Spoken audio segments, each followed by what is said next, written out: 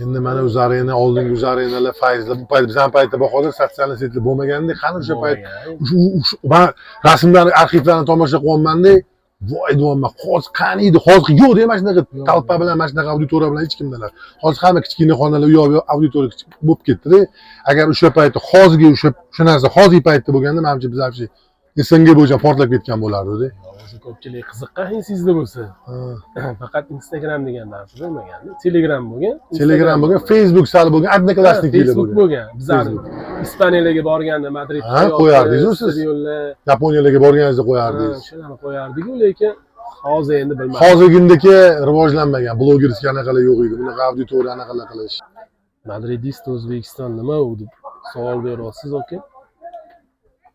Bu bosib o'tilgan umri deyarli bir yarmi.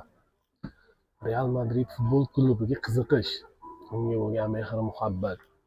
Bu bir tomonlama emas, bu billa boshlagan bolalarimiz bordi. Real Madrid deganda men muxlis deganda Farhod Fayziboyev ko'raman. U одноклассник degan narsa bo'lardi. O'shanda billa futbol ko'rardik, gaplashardik, keyin fan klub sifatida rivojlantirish maslahati bo'lgan. G'ayrat, Jasurbek, Sherzod bular zo'r bolalar. Billa boshlanganda bu narsa. 4 kishi, 5 kishi bo'lib futbol ko'rardik. Yarim kechasimi farqi yo'q. U paytda futbol ko'radigan joylarni o'zi topish bir qiyin edi. Bu Ispaniya hayotidagi sayohatdan biz o'zimizga nima oldik? Stadionga kirib borganimda o'sha Real Madrid muxlislarining sektorini, krichalkalarini ko'rib, ularni o'rgandik. Keyin men G'ayratga, Jasurga aytdim.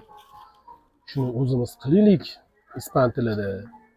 U bolalar buni ustida ishlab shunaqa mukammal maromiga yetkazdiki, bizlarning bolalar ispan tilida krichalkalaydi. Juda ham boshqa narsa, boshqa olam. Buni mana videolari bor. Madridga birinchi stadionga kirganda ichimdan nima o'tganini o'zim bilaman. Ayniqsa o'yin paytida muxlislik madaniyatini haqiqiysini o'sha yerda ko'rdim. Boshqa stadionlarda boshqa futbollarni undan oldin ko'rganman Yevropalarda, lekin aynan sevimli jamoamnikini birinchi marta ko'rganimda hayolimga birinchi kelgan narsa muxlislik madaniyatini fan klubda shakllantirish bo'ldi. Ispan tilidagi krichalkalari, stadionda turib o'zini sevgan jamoasini qo'llab-quvvatlanishini ko'rib zavqlandim. Nimaga endi biz o'zimizda shu narsani qila olmasligimiz kerak? Yo'q, amalga oshirdik. Shu narsalarni amalga oshirdik. Bunga G'ayratilla bilan fan klubimizning a'zolari Jasurbek juda ham katta yordam berishdi, boshqa bolalar ham yordam berdi. Meni bitta narsa hayron qoldirgani, Real formasini oldida Barselona formasida muxlisni turibmiz. Lekin Real Madrid muxlislari unga na bir tegajonlik yoki uni nafsoniyatiga tegadigan bir gap gapirishmayapti. Shaxsan o'zim ham oldimda turdim. Men ham gapirganim yo'q. Xalqaro tajribalar endi bu nima deyiladi? Har bir Yevropadagi stadionda futbollarni ko'rishingiz muxlislik madaniyatingizni oshirar ekan. Buni Uzarenada amalga oshirdik. Uzarenaning shkolasi menga juda ham katta yordam berdi.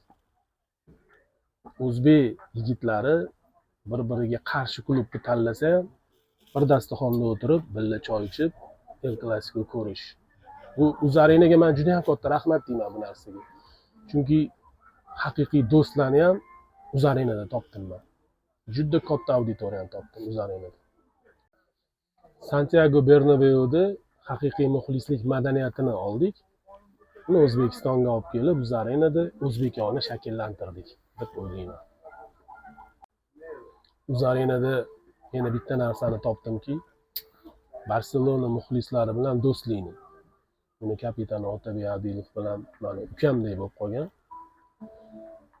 Bu do'stlik uzoq muddatdan beri davom etib kelyapti. O'ylaymanki, yana uzoq yillar, balki umr oxirigacha bo'lib qolar, xohlasa. Nimaga endi Real Madrid muxlislari Barselona muxlislari bilan gap talashish kerak? Nimaga urushish kerak? Mana hozirgi kunda Instagramni ko'rsam, faqat bir-biriga gap, xunu gaplar kommentlarda yozishadi. Uyalaman.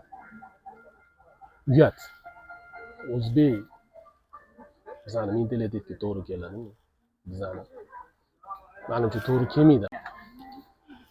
Biz arenada juda ham ko'p tadbirlar o'tkazdik. Real Madridda, Barselonani, Manchester United fan klublarini, Manchester City, Bavariyani ochilishlarini, Arsenal, Chelsealarni hammasini ko'rdik. Ochdik. Lekin yopmadik hali. Ochdik. Bu fan klublar hali ham bor. Bu muxlislari hali ham bor. Juda ham ko'p. Ular yashayapti. Nima yashayapti deganda futbol bilan yashayapti. Men ularni juda ham yaxshi taniyman. Mana Chelseadagi Shokategani ham taniyman. Futbol hayot. Futbol hayot. Mana Manchester City kapitani Zayniddin haligacha choyxonadamiz. Haligacha ulfatdamiz. Otabek, Alisher hamma bor. Bizim ulfatmiz. Bizani bitta jamoaga o'zi yig'gan sababsi ham o'zi Uzarenada. Qayta tiklamoqchiman. Muxlislik madaniyatimiz bilan O'zbekiston futboliga ham o'zimizning hissamizni qo'shganmiz va bundan keyin qo'shib kelamiz. Terma jamoamizni jahon chempionatida har doim qo'llab-quvvatlaymiz. Olg'a O'zbekiston. Demak, Madridist O'zbekiston o'z faoliyatini davom ettiradi. Uni kapitani Bahodir Solihov o'z joyida. Bundan-da fan klubni gullatamiz, yashnatamiz. Real Madridga muxlislik qilamiz. Bu chempionliklar holva haqiqiylari hali oldinda. Omad.